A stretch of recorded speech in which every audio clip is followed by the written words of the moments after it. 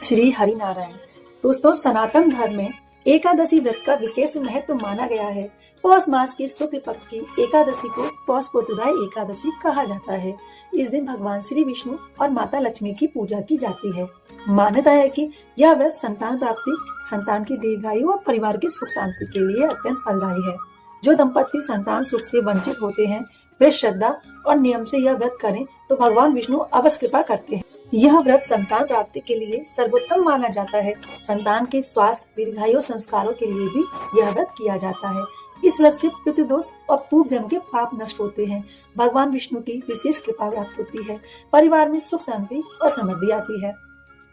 धर्म ग्रंथों में कहा गया है कि पौष पुत्रदा एकादशी का व्रत करने वाला व्यक्ति इस लोक और परलोक दोनों में सुख प्राप्त करता है।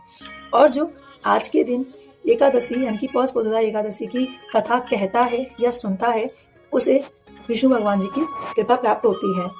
दोस्तों, प्राचीन समय की बात है। भद्रावती नगरी में एक धर्मपरायण राजा रहते थे, जिनका नाम था राजा सुकेतमान। उनकी रानी का नाम सैव्या था।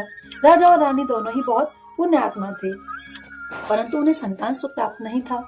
संतान न होने के कारण वे अत्यंत दुखी रहते थे।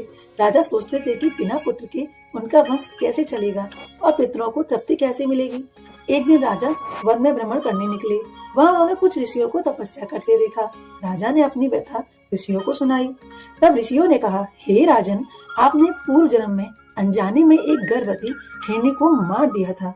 इसी पाप के कारण आपको संतान सुख प्राप्त नहीं हो रहा है, परंतु चिंता न करें। पौष शुक्ल एकादशी का व्रत करने से यह दोष समाप्त हो जाएगा। ऋषियों के कहने पर राजा और रानी ने पूरी श्रद्धा, नियम और भक्ति के साथ पौष पुत्रदा एकादशी का व्रत किया। उन्होंने भगवान विष्णु की पूजा की, रात्रि जागरण किया और द्वादशी के दिन ब्राह्मणों को दान दिया। भगवान विष्णु उनकी भक्ति से प्रसन्न होकर और कुछ समय बाद रानी ने एक तेजस्वी पुत्र को जन्म दिया।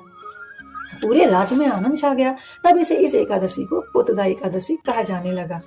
यह व्रत जो भी करता है, संतान, जिनकी संतान होती है उनकी संतान की दीर्घायु होती है, और जिनकी संतान नहीं होती है वह यह व्रत करके भगवान विष्णु से संतान की कामना कर सकते हैं। विष्णु भगवान जी उनकी संतान की कामना पूर्ण करते हैं। यदि आपको यह कथा अच्छी लगी हो तो भगवान विष्णु का स्मरण करें और ओम नमो भगवते वासुदेवाय मंत्र का जाप करें।